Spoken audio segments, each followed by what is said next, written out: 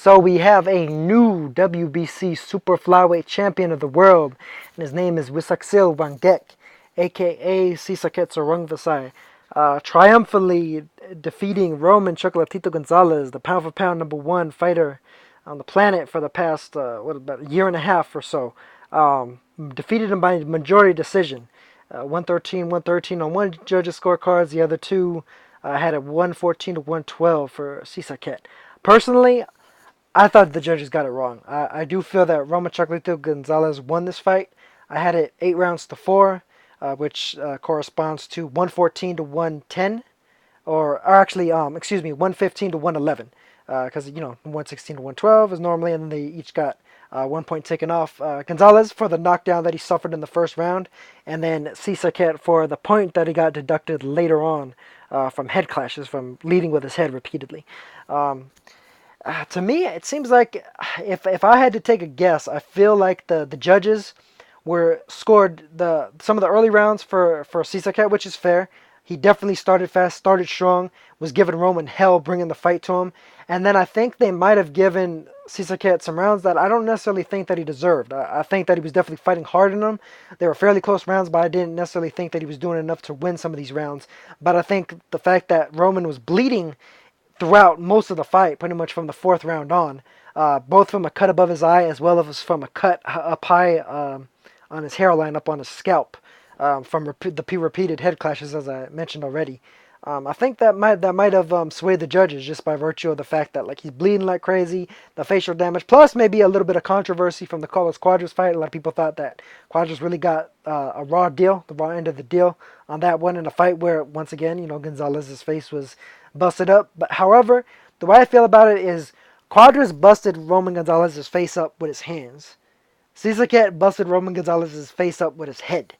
And in spite of the fact that Srisaket fought a hell of a fight, made this a fight of the year type fight, incredible action. The skill set was there. Just the pacing of it was frenetic. Just an excellently paced fight. A power punch fest galore, like nobody's business. I do think that, especially in light of the fact that Gonzalez finished stronger, came on better in the later rounds, I think that he really pulled it out, and he deserved to keep his title. Kind of somewhat similar to the thing where I felt like Cuadras probably should have gotten a draw against Gonzalez, and I think that he probably deserved to keep his title as well. And sometimes what goes around comes around, in a sense, with regards to that, and it's really unfortunate, but it's kind of the way of the sport. I just feel kind of bad though, because I do think that this kind of trips up the division in a way that didn't necessarily need to happen. Because to me, Gonzalez proved to be the better fighter in there. He was more skilled technically. He was landing the cleaner punches, the more effective punches overall. Coming back stats, be that as it may, with regards to how accurate or inaccurate they can be in a lot of fights, clearly had Roman ahead in terms of punches landed by a lot of punches, like almost 100 punches, and also in percentage landed by about 15% or so. But don't quote me on that necessarily. I'm just going off of rote memory here. But Gonzalez, I thought, did a fantastic job, and he really deserved to keep his title. And to me, it still shows his pound for pound prowess with regards to the fact that he's fighting in his fourth weight class, fighting clearly above a level where he's at an optimal body fat percentage. He's going in there looking a little flabby, little soft around the midsection, little Roberto Duran at middleweight esque. And he's still able to compete at the highest level, still able to compete against a top 5 fighter at super flyweight in a packed super flyweight division. There's no easy fights out there for any titles. Calify is a problem. Joe Nakaz is a problem. Now, it's a big problem. Cuadras is a problem. Estrada is a problem. John Rio Casimiro is a problem. And Srisaket Rungvisai definitely proved himself beyond any doubts to be a serious problem, regardless of who he's in there against. Regardless of their class, their prowess, their technical aptitude, or whatever it is in there. He definitely gave a close fight to Carlos Cuadras back when Cuadras managed to dethrone him by a semi-controversial technical decision. And he went in there against Roman and fought a pretty damn even fight for most of the fight. I do just think that really he got a little bit winded in those mid to late rounds, like rounds, trying to think of like specific rounds where Remember, like rounds like 8 to 10, I felt like he got a little bit winded. Caught a nice little bit of a second wind again back in the 11th round, but I thought Gonzalez closed the show very, very nicely in the 12th, and I felt like he really deserved the W, deserved the victory, deserved to keep his unbeaten record. But props to Roman for continuously fighting the best, some of the best out there.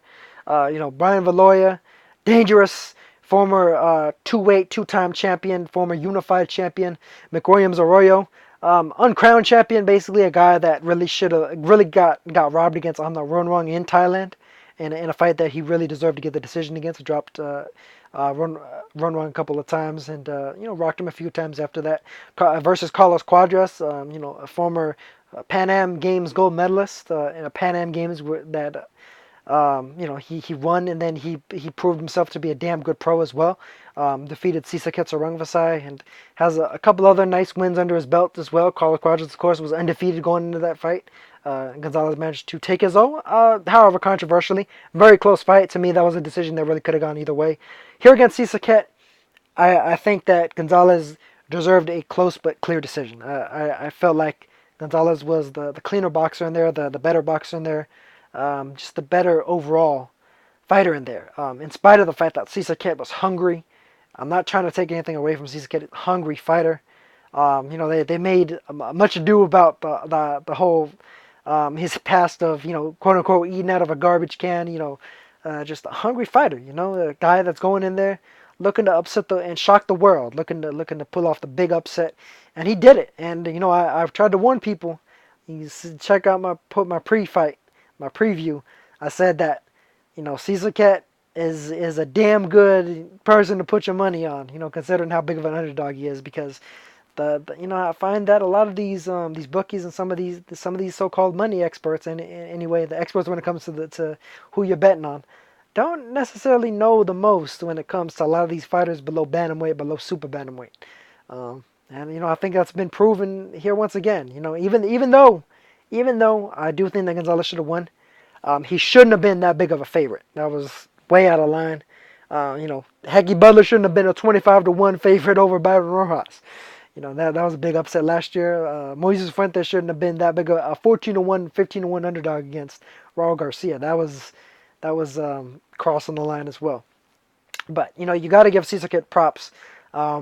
He fought his fight, and the judges are the judges. He's not throwing the judges some money or some hand signals to say like, oh, give me that round or anything like that.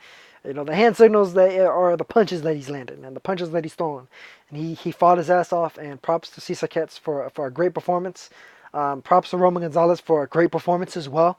Very, very great performance. Fought through blood throughout basically 2/3 of the fight, and to me pulled off the victory. To me, proved himself to be the better man. I think proved to most people to be the better man. I'm seeing the polls on Twitter. Seems like it's like a 60% favorable ratio for Roman Gonzalez winning. Seems like most of the professional fighters on Twitter feel like Roman Gonzalez should have got the dub. Albeit close, definitely. It'll be interesting to see exactly what happens from here on out. To me, I always had this lingering feeling like HBO wasn't necessarily thinking of Roman Gonzalez's longevity. I do feel like they were kind of cashing him in, cashing him out, so to speak, with regards to, kind of giving him incentive to keep moving up in these weight classes. And I think that's where some of this rumor came from of him potentially even moving up to 118 to fight there. Like, they'll give him a little bit more money to move up to 118. But to me, it's like, if Gonzalez wants to have a long career, long Finito Lopez type career, like if he was to go back to 112 and reign supreme there for another 5 or 10 years, I mean, he could very well do that.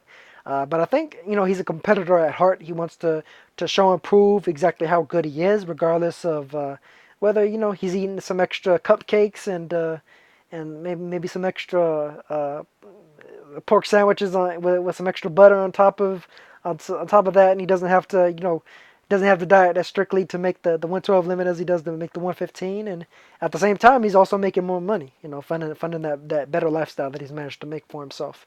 Fighting in the super flyweight division against some of these bigger names. But he hit the stumbling block here against Srisaket. I'm not sure if the WBC is gonna make it so for an immediate rematch between Srisaket and Gonzalez, because originally the point was Srisaket and Quadras were both mandatories for Gonzalez.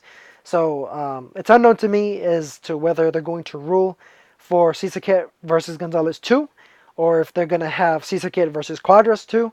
That was definitely a fight that was looking to be made from Srisaket's people. They fumbled a little bit with the money with regards to their side of things, but they managed to fight their way back into contention.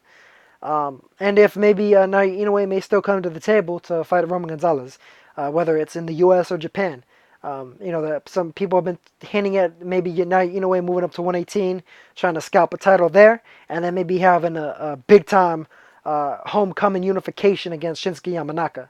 Naoya Inoue versus Yamanaka would be a huge fight in Japan, a big fight, but I think a fight that still has time to be made. I do think that Naoya Inoue versus the likes of Quadras and Gonzalez could still make some pretty good money. There's still some juice left in that orange for Naoya Inoue at 115 pounds. And if he's not really killing himself to make the weight, I do think that those fights can and should still be made because, as I said before, I think super flyweight is one of the most packed. I think it is the most packed division in the entire sport of boxing at the moment. When you consider Naoya Inoue, Roman Gonzalez, Carlos Quadras, Srisaket Rungvisai, Juan Francisco Estrada, John Riel Casimero, um, Joran Nakajas, and Khalid Yafai. That is an top 8 of Murderers Row. And then just even outside of that top 8, McWilliams Arroyo, who, he floats between 112 and 115, is still a dangerous fighter. Joe Arroyo is still out there. Lost that competitive decision versus Joran Nakajas recently. And then you got some lesser known guys that may prove to be top operators in their own right. You got guys like Felipe Orokuta out there. And then maybe even some other guys from flyweight that may move up eventually to make it even richer. But to me, like the super flyweight division, just in the last year and a half, has kind of culminated with the amount of talent that has moved into the division. It's a murderer's row. It's a murderer's row of murderer's rows, straight up and down. Incredible fighters and incredible fights to still be made there. And I'm hoping that this doesn't necessarily slow the amount of fights that we get to see on the major stage. You know what I mean? Hopefully, with the next Golovkin fight, we'll get to see Roman Gonzalez on there as well. Maybe challenging for a title against Ancajas. Maybe, if not, getting the rematch against Srisaket or Rungvisai. I think, regardless though, I think a rematch can definitely sell. The first fight was great. It definitely wasn't any type of buzzkill or killjoy or nothing like that. And I'd definitely like to see it. I wouldn't. I mean, if Gonzalez was to choose to play it safe, like a lot of boxers do nowadays, and go back to 112 and try and get his bearings back, I wouldn't blame him. But I don't think he's built like that. I think he's built like a warrior. He's built like a soldier. He's looking to get it while the getting's good, and prove himself so that when he's retired and he's an old man and he's a veteran of the boxing game and he's remembered as an all-time great at the lower weight classes. I think he's the type of fighter that wants to say that I fought against the best and I proved myself, win or lose, against the best. And I think that's all you could really hope for a lot of fighters.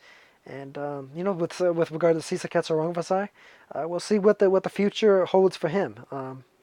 Incidentally, he's actually a little bit older than Gonzalez, in spite of the fact that he hasn't had the long reign, and the buildup of Gonzalez, because Gonzalez has been a world champion since 2008. You know what I mean? Srisaket was only been in that championship level in the last few years. So it'll be interesting to see with regards to both these guys' careers. This might be a bit of a crossroads for him. Gonzalez perhaps on the decline, Srisaket perhaps on the incline. But it all remains to be seen. Fantastic fight though, and I definitely give props to both fighters. I just, it's kind of has me a little bit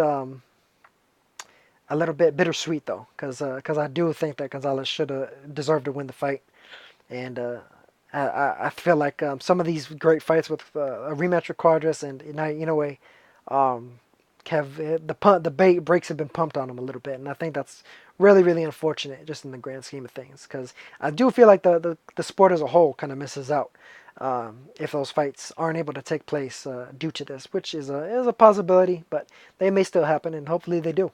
I definitely want to see Inoue Estrada Quadras all in the mix against each other, against Gonzalez, against Srisaket. So that's all I got for this one, and I will catch you guys in the next one. Peace.